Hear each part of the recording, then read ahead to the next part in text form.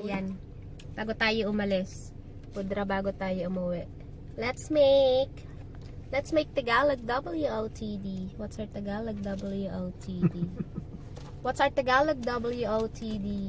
Ano? Upa. Upa. Upa. What's upa? Upa. Upa. Upa ng bahay. Yep, something like that. What's upa? Upa means rent. Renta. Rent. Yep. Upa. Rent. Isa pang kasing kahulugan niyang salita na ginagamit din ay renta. So why do I have to say that? Why do I have to say upa and renta?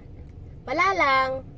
Just thought I should mention renta as well kasi, you know, magkahulugan sila. May naisip akong halimbawa.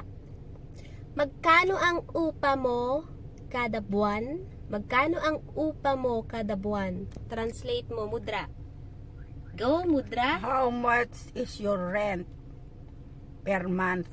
Galing ni Mudra. There you go. Maybe next time si Pudra naman.